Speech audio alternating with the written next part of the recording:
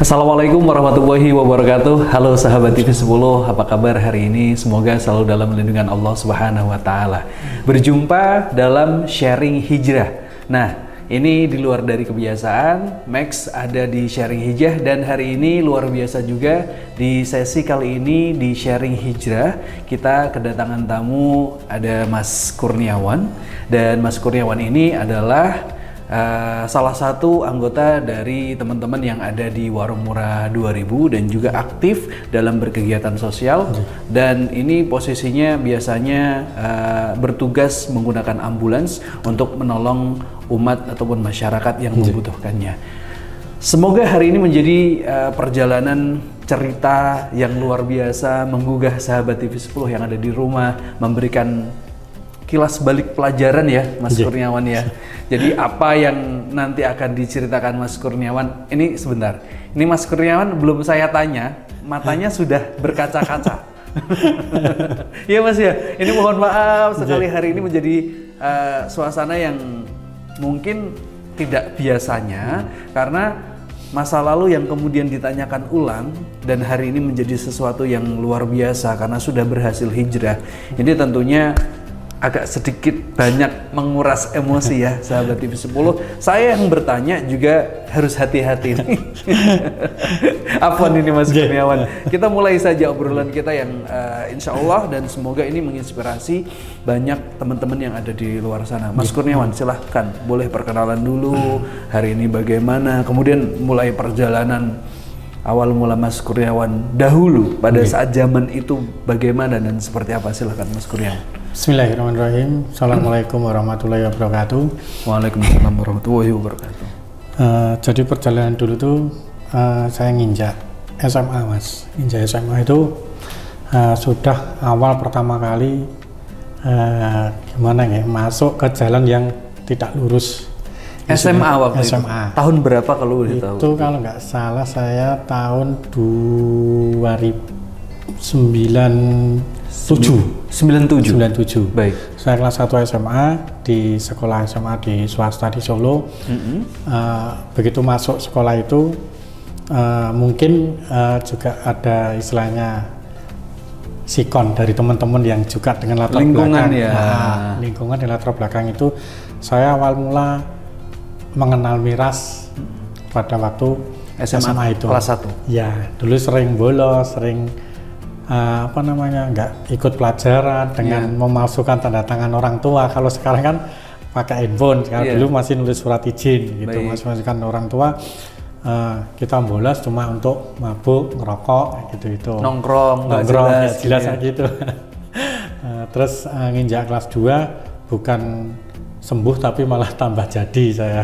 Bukannya sembuh menjadi tambah jadi. Sempat dulu dicekoros gara-gara berantem sama sekolah lain dan mengakibatkan dulu tuh sampai muka dari lawan anak STM yang sekolah lain itu sampai bocor waktu itu tuh. Kelas 2 itu. Kelas 2 SMA saya. Terus lanjut naik ke kelas 3 juga mah tambah kalau bahasa Jawanya ora dadi kancil mah dadi singone sing elek Mas. Itu sampai lulus itu udah berani mabuk di sekolahan saya. Kalau pas kejadian kelas 3 apalagi yang terjadi waktu itu? Kelas 3 itu sempat merasakan untuk rokok, kalau bahasanya sekarang tuh kayak cimeng itu. Jadi kita ngerokok nanti pengaruh kita selalu bahagia, selalu tersenyum itu. Jadi seneng gitu. Jadi seneng terus pokoknya. Tapi pusing kepalanya itu. Setelah SMA lulus saya kerja, itu malah saya meningkat persentasenya. Udah menghasilkan uang sendiri, belum punya istri. Ya. Waktu itu di Solo juga atau pindah kota? Oh masih di Solo. Saya di Solo. Waktu itu belum punya istri juga, masih sendiri, udah menghasilkan uang sendiri, mau beli apa-apa bisa terlaksana. Jadi gaji seminggu tuh kita habiskan malam minggu Mas. Untuk beli minum-minuman keras. Dulu saya tuh minumnya ciu, tapi waktu kerja terus agak ada kenaikan tingkat minumannya ada mereknya gitu. Nah, setelah itu mendekati apa ya istilahnya orang tua sakit Mas, bapak waktu itu. Bapak itu sakit, saya banggain. Mohon maaf ini Mas. Yeah. Jadi sahabat TV Sepuh, memang cerita hari ini saya sendiri sebagai host juga akan ambil banyak pelajaran. Ini momen yang luar biasa bagi saya untuk bisa dengerin langsung, dan juga ini pokoknya diceritakan semampunya Mas Kurniawan aja. Yang mana yang terbaik untuk diceritakan gitu. Pada tahun 2007 Bapak mulai sakit, masuk rumah sakit. Waktu Bapak di rumah sakit itu bilang sama saya, bahasa Indonesianya gini, "Lek, kowe Mario."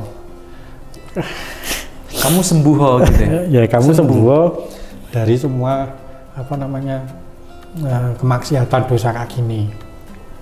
Pada waktu itu saya nggak istilahnya senakal-nakalnya saya, tapi kalau dinasihati orang tua tuh tetap ya artinya, gitu. iya. Tapi ya itu kayak orang makan cabai pedesnya hilang ya lanjut lagi ya. Masuk rumah sakit dikasih ibu 2007 itu ya almarhum bapak itu bilang, udah kamu sembuh, mosok cukup gitu ya? Cukup sampai sini, bapak udah tua, sekarang bapak sakit, apa tetap kamu lanjutkan terus sampai kapan kamu bisa berubah untuk ke jalan yang benar gitu. Nah terus ya udah saya 1 minggu nunggu bapak di rumah sakit kasih ibu itu ya sempat berhenti, ninggalkan semua juga bisa gitu loh. Saya maksudnya nggak tergantungan, ninggalkan rokok saya juga bisa. Seminggu tuh pada itu kan puasa Ramadan. Ya udah ya saya juga puasa Mas, juga puasa ya maaf. Ternyata bisa waktu itu ya? Ternyata bisa. Sambil nungguin bapak? Iya, sambil nungguin bapak puasa bisa. Terus bapak pulang, saya bilang saya sempat tuh karena masih kumat Mas. Bapak pulang ke rumah sembuh. Sekitar 10 hari saya nggak keluar, nggak nongkrong, nggak apa, cuma ngurusin bapak. Dengan catatan saya kan di kampung tuh orang-orang kampung lihat saya tuh pokoknya menengan, apik. Dulu nama saya tuh Bayu. Hari ini Kurniawan. Setelah hijrah Kurniawan, terus dikasih nama Ustadz dulu yang bimbing saya pakai nama Jan Arif Kurniawan. Lah di kampung tuh nama Bayu itu wis bersih Mas, tapi kalau di kampung luar tahu ini ya. beda cerita. Bayu masa apik ramto nang kene mendeman iki lah gitu. Terus bapak lambat laun, pasnya tuh tahun 2008. Selang setahun? Nah, selang setahun bapak tuh meninggal. Sebelum meninggal itu bapak bilang juga ngomong lagi, "Mak, saya tolong saya dimandiin." Gitu. Padahal itu bapak udah sembuh penyakitnya, nggak ada kumat-kumatan lagi. Tapi tiba-tiba ngomong begitu. Iya, loh saya bilang apa tuh Pak, mandi sendiri juga bisa, saya bilang gitu. Terus aku pengen buat mandiin, udah saya mandiin bersih, terus duduk di sofa. Bapak bilang, sekarang sembuh aja, wis tinggalin semua, aku titip ibu, nah gitu. Boleh tenang dulu Mas. Ini bagian dari perjalanan hidup yang tidak mungkin terlupakan dan akan selalu diingat ya Mas. Setelah duduk bersih, bapak bilang, saya titip ibu mah sono. Padahal posisi sehat. Bapak sehat. Kok ngomong begitu ya? Itulah ya. Padahal di situ juga ada adik, ada kakak. Ini Mas Kurniawan anak pertama? Enggak, saya anak ketiga. Oh ketiga. Anak ketiga, terus ya bapak bilang, saya titip ibu rawatan, ojo mbok tinggali, bilang gitu. Nah terus saya ya juga, ya Pak saya bilang gitu, toh saya sih saya anggap lalu lah. Bapak cuma istilahnya ngobrol aja. Setelah itu saya bilang, saya Pak aku tak keluar sih, bapak mau apa, saya bilang gitu. Belum sempat saya keluar, saya masuk kamar, bapak udah nggak ada. Saat itu juga? Saat itu juga. Dan sampai saat ini, awal hijrah ya kata-kata bapak itu. Jadi titik baliknya ketika mungkin di awalnya sudah dimulai 2007 tadi ya, ketika masih di rumah sakit. Tapi kemudian semuanya berubah itu karena Bapak ngomong minta dimandiin. Terus bilang nitip ibu gitu. Jenengan belum jadi keluar? Belum jadi. Baru ke kamar? Masuk kamar. Keluar kamar? Udah meninggal di sofa. Ini luar biasa ini. Semoga Allah menjaganya, semoga Allah masukkannya ke dalam surga, Masya Allah. Ini Bapak Mas Kurniawan ini bukan orang biasa kalau dikulik lebih jauh mungkin ya, sahabat TV10, karena seakan-akan sudah tahu kapan mau diambil sama Allah dengan memberikan nasihat yang luar biasa. Itu. Minta dimandikan bersih. Dimandikan bersih, terus minta supaya saya bilangnya kamu wasiat harus ngerawat, istilahnya ya. Kamu harus ngerawat ibu, bukan ke adik saya, bukan ke kakak saya. Kenapa nggak ke yang lain gitu ya? Padahal pada waktu itu yang satu rumah yang paling nakal tuh ya saya terus adik saya. Malah kakak cewek sama kakak cowok tuh malah jalannya lurus-lurus saja. Itu. Terus setelah itu belum sempat hijrah, belum sempat sholat genep 5 waktu, saya belum. Terus masih kadangkala masih mabuk-mabukan, masih merokok kayak gitu. Terus pada titik puncaknya tuh saya 3 kali sama tetangga saya sendiri dipukuli kayak orang naik mungkar, mengingatkan untuk jangan maksiat. Saya pernah dipukuli sampai dimasukkan ke selokan, diinjak-injak.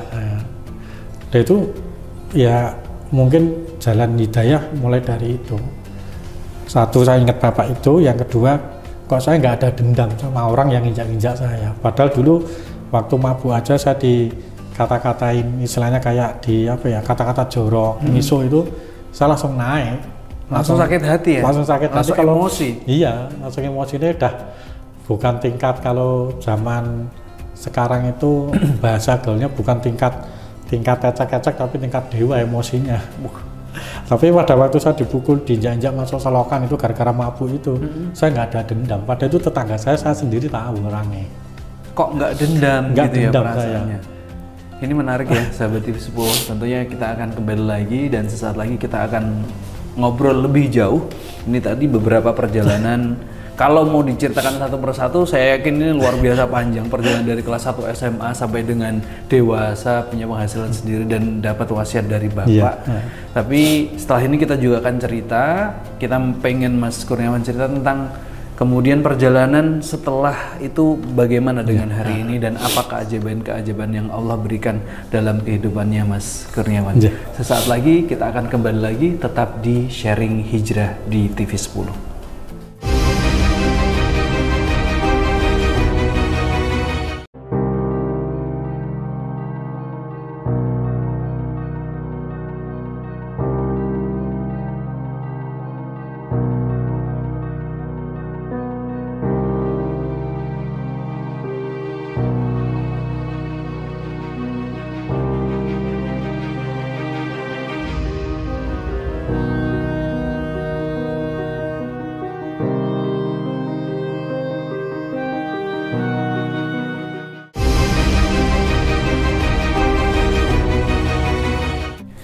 Sahabat TV10 masih bersama saya Max Nata dan juga ada Mas Kurniawan di Sharing Hijrah untuk episode kali ini.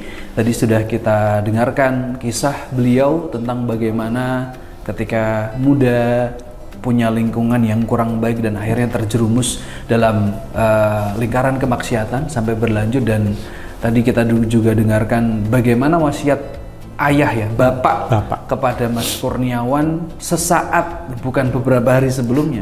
Ini sesaat, nggak ada 1 jam berarti Mas? Nggak ada. Sesaat sebelum beliau tidak ada. Dan bagaimana cerita kelanjutannya? Silakan Mas Kurniawan. Dan setelah bapak itu ngasih wasiat, bukan maksudnya sepaling harga itu ya wasiat nasihat. Betul. Bapak kalau menurut saya, bukan harta, bukan lain-lainnya, tapi wasiat itu yang bisa merubah seorang saya yang dulunya kayak gitu, tanda kutip itu. Terus bapak meninggal, saya ikut gabung ke suatu organisasi, nggak usah saya sebut organisasi di Solo juga. Baik. Itu masih saya sudah nggak mabuk-mabukan, nggak ngerokok pun sudah nggak. Tapi ini malah tambah parah ketimbang saya mabuk. Justru tambah parah. Iya. Sudah mabuk-mabukannya ditinggalkan, ngerokok ditinggalkan, tapi ini malah jurang yang lebih dalam. Lebih dalam lagi. Jadi di situ organisasi itu istilahnya untuk mengatasi masalah, tapi sebenarnya malah menambah masalah bagi orang yang ditolong.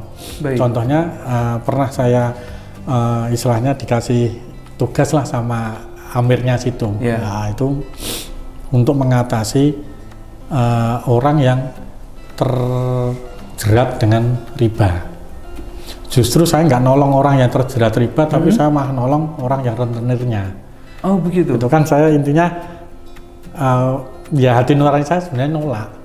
Sedikit tahu, saya belum hijrah total, tapi saya tahu akibat riba apa, akibat ini salah nih sebenarnya. Ini saya sebenarnya tahu. Nah, waktu itu tetap saya terjang. Waktu itu saya terjang. Masih dilakukan sampai sekitar 1 tahunan. Ya 1 tahunan. Saya masuk situ 1 tahunan. Terus saya berpikir, ya ingat lagi kata-kata Bapak, apa saya itu kayak gini terus. Kapan saya berubah saya? Padahal mati pun saya nggak bawa apa-apa kecuali hanya amal ibadah itu. Sholat saja saya masih waktu itu masih oglangan, kadang sholat kadang enggak, masih maksiat, malah ini ditambah riba. Saya bela orang yang riba pada waktu itu. Terus langkah selanjutnya setelah 1 tahun saya jalani, saya memutuskan untuk keluar. Pamit ya? Ya istilahnya nggak pamit, pokoknya langsung keluar gitu. Iya. Kan di situ dulu kalau kayak mitra lah kayak itu kan, kalau ditagih angel itu pasti saya yang suruh maju. Baik. Nah suruh maju saya pasti nanti tagihannya cair kayak gitulah. Saya nggak pamit, intinya juga diajak alasan terus saya alhamdulillah dapat parkir, kerja parkir. Terus saya bilang sini gak apa-apa lah, penting aku serah urusan kayak gitu lagi lah. Dari situ saya mulai menata hidup. Prinsip saya dalam hati, yo Pak, tak jalan ke wasiate jenengan, saya bilang gitu. Dan saya berhenti. Jadi setiap sholat itu saya berusaha untuk mendoakan Bapak terus. Pada waktu itu Ibu belum meninggal. Mendoakan Bapak. Itu 2009. 2012-an. 2012. Itu saya udah sholat, udah ngaji kemana-mana. Saya cuma prinsip dalam hati itu, saya nggak bisa membahagiakan Bapak, tapi saya harus bisa membawa Bapak bahagia di akhirat. Menjalankan amanah Bapak itu. Dan setelah ngaji di salah satu ustadz di Solo, nggak tahu dia mungkin niatnya itu dia ngisi kajian, tapi isi kajian itu mengena kepada saya. Baik. Ngenanya gini, sing mbok ndelke apa to Mas? Nek kowe ora iso mbahagiake wong tuamu ki mbok bales dengan apa? Sebesar gunung emas pun kamu kasihkan ke orang tua kamu, itu nggak mungkin bisa membalas semua kebaikan orang tua yang dari melahirkan, dari ngasih kamu sampai kamu gede bisa ngaji di sini, saya bilang gitu. Terus saya mikir bener juga, ada bilang terus. Setelah itu saya doakan Bapak terus sampai saya udah menjadi semuanya. Jadi diajak, ayo tolek iki enek konsumen ngene. Terus ora saya bilang gitu. Nolak. Padahal kalau dinilai dengan uang, saya nggak kekurangan. Satu hari mungkin buat 1 juta saya bisa. Itu pada waktu tahun 2012-13an. Itu 1 juta di tahun sehari, itu sudah luar biasa. Saya udah bisa ngapa-ngapain, tapi dengan uang segitu, toh saya juga nggak bisa nabung, nggak bisa beli apa-apa. Kasarannya bahasa orang jalan tuh uang setan dimakan iblis, kan sama aja. Nah, saya itu tahun 2020 Ibu meninggal. Kalau Ibu ya nggak sempat ngasih wasiat apa-apa. Juga pas saya nggak di rumah, tiba-tiba dikabarkan sama istri Ibu meninggal.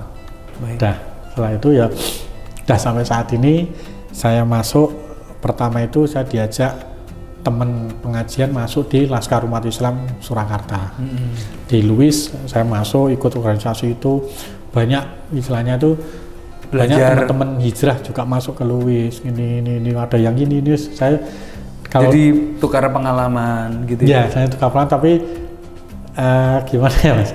Saya itu nggak mau cerita banyak-banyak tentang aib saya waktu Mas dulu. Aku gini loh Mas. Oh iya. Terus tahu Mas? Iya saya gitu toh, nggak pernah menceritakan kecuali dirayu sama ketuanya WM sama TV10 saya berani mengutarakan ini. Jadi terima kasih banyak ini Mas. Iya begitu. Terus pada tahun saya nikah, kan pernikahan pertama saya gagal. Terus nikah pada tahun 2023. Saya menikah lagi, dapat orang di Mojo. Nah itu awal mula saya ketemu langsung sama Ustadz sama ownernya WM 2000 Solo. Pada waktu itu saya masih parkir, tiba-tiba aja setelah WA ngobrol ini saya juga serasa Mas, saya bilang gitu. Serasa Mas ngopo toh Mas? Orang Mas pokoknya semua aku mohon saya bilang gitu. Itu pada waktu saya baru hijab, 2 hari saya hijab. Terus nggak tahu Mas Nur sama Ustadz WM nama Ustadz Habib itu datang ke parkiran. Terus Mas Nur pokoknya nikah neng WM, merasa bayar gratis pokoknya dianu. Saya sempat bilang sama Ustadz Habib, orang satat aku itu ngopo dadak di apa namanya digedeke diundang ini ndak usah ngapain. Terus Mas pokoknya ini programnya WM, pokoknya gelem difasilitasi teman-teman WM. Teman-teman WM. Tapi sebelumnya saya juga udah tahu di apa sepak terjangnya WM kayak apa. Tapi saya belum gimana ya dulu masih kayak gitu. Lah wis ora aku bilang gitu. Terus ya udah terjadi hari H, saya dinikahkan di WM.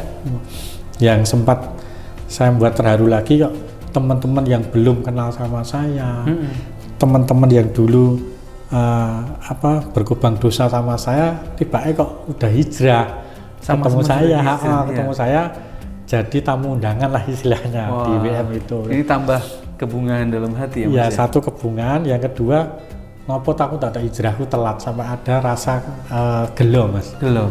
Kok orang hijrah orang dhisik iki ngopo? Rakyat biyen rasanya itu. Terus saya masuk WM, dari WM pun saya juga sempat banyak mengambil ilmu, banyak mengambil pelajaran dari WM. Nah ini salah satu hal yang penting ya sahabat TV10, ketika proses hijrah dijalankan pasti banyak rintangan, nggak mudah, lingkungan, terus hati kita juga karena kebiasaan dan sebagainya. Tapi pada akhirnya kemudian 100% sudah hijrah hari ini, bahkan keajaibannya Mas Nur dipertemukan, saya manggilnya Mas Nur, Mas Kurniawan. Mas Kurniawan ya, Mas Kurniawan dipertemukan dengan jodohnya, ini luar biasa. Teman-teman WM membantu. Ini salah satu yang Allah berikan. Kemudian apa yang lain yang Mas Kurniawan rasakan, yang Allah berikan kasih sayangnya karena Mas Kurniawan sudah hijrah? Banyak sih Mas. Salah satunya nggak ada orang yang mengetahui saya sudah hijrah dan masa kelam itu disembunyikan sama Allah. Ditutupi sama Allah itu salah satu kenikmatan yang mungkin kalau cuma mengatakan kalimat alhamdulillah itu masih kurang. Buat saya bersyukur sama Allah. Karena teman-teman yang kadang-kala ketika kita bagi nasi sama WM ketemu, dia cuma Mas, ya cuma gitu tok. Kan biasanya ketemu walah Mas, dhisik pengen kan enggak. Iya. Itu salah satu Allah menutup aib saya dari dulu gitu. Dan selanjutnya ketika ada pelajaran di WM, ketika berbagi, oh ya dengan nikmat yang saya punya ini masih ada di bawah saya yang mungkin sulit untuk makan, yang mungkin tidak punya tempat tinggal, dia tinggalnya di emperan toko, di tepi-tepi jalan, yang hujan juga kedinginan, mungkin panas ya, dengan keringat yang bercucuran masih bertahan, masih bisa bertahan. Seumpama saya jadi mereka, mungkin saya sudah sakit, sudah nggak mampu lah itu. Mungkin ngeluh dan lain sebagainya. Betul Mas, mungkin ngeluhnya itu. Jadi setelah itu saya bergabung di WM selama 3 tahun ini.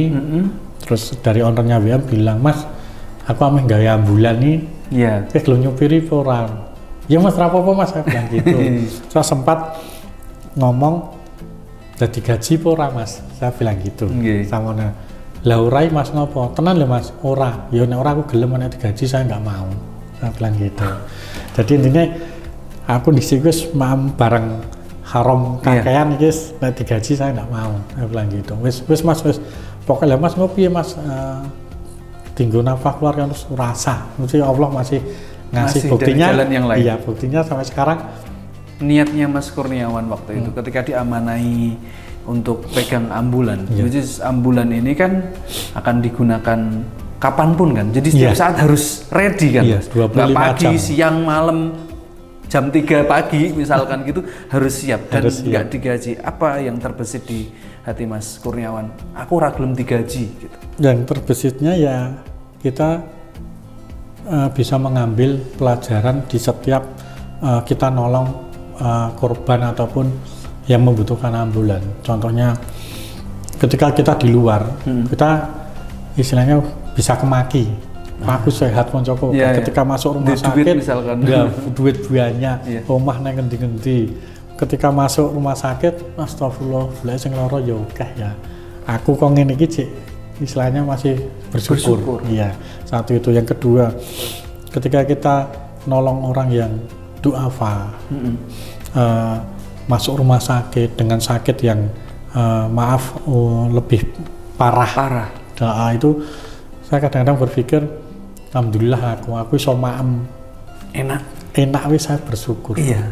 Lah, ngapunten ibu yang saya tolong itu mau makan yang mahal aja belum tentu enak. Iya. Tuh. Jadi masuk rumah sakit itu justru kita yang belajar berterima kasih sama Allah. Masya Allah, ini luar biasa perjalanan hijrahnya Mas Kurniawan. Sekali lagi semoga ini bisa menjadi inspirasi saya khususnya pribadi dan juga teman-teman yang ada di rumah bisa mengambil hikmahnya. Kalau sudah ada kesempatan untuk berhijrah, bersegeralah gitu ya Mas. Betul. Ini apa yang mau disampaikan ke sahabat TV 10 yang ada di rumah ataupun di mana saja, pesannya untuk teman-teman yang mungkin masih menjalankan syiat atau apapun di luar sana, masih nggak ingat sama Allah, masih sholatnya bolong-bolong atau apapun itu, silahkan Mas. Pesannya juga nasihat bagi saya sendiri, intinya itu hidayah itu bukan datang sendiri, tapi harus kita yang cari dengan cara kita memaksakan diri untuk apa? Untuk berusaha berubah menjadi yang lebih baik. Dan ketika yang maksa itu kita sendiri, dalam hati kita sendiri, berarti kita sudah siap. Tapi kalau yang memaksa orang lain, kadangkala kita masih memberontak. Hatinya masih memberontak. Kowe iki sapa iso ngatur aku? Yang ketiga, yang paling utama ini, kita hijrah, kita kembali ke jalan Allah itu jangan sampai yang menegur Allah. Kalau sudah yang menegur Allah, mungkin buat kita teguran Allah itu sangat kejam, tapi bagi Allah itulah cara Allah untuk mengembalikan kita ke jalan yang lurus. Terima kasih banyak atas inspirasi ceritanya hari ini, dan semoga kedepannya Mas Kurniawan bersama keluarga tetap istiqomah, teman-teman WM semakin solid dan juga semakin banyak menebar kemanfaatan untuk masyarakat ya Mas ya. Semoga kita selalu dilindungi Allah Subhanahu wa Ta'ala. Nah, demikian ya sahabat TV 10, cerita singkat bersama Mas Kurniawan dari warung makan atau warung murah WM 2000, dan semoga ini bisa menjadi inspirasi buat kita semuanya dan Allah selalu melindungi kita semuanya. Terima kasih, saya Max Nata pamit undur diri dari sharing hijrah episode kali ini. Jangan lupa saksikan setiap hari Rabu di jam 10 pagi, jam setengah 5 sore dan jam setengah 8 malam. Saya pamit undur diri, jazakumullah khairan, wassalamualaikum warahmatullahi wabarakatuh.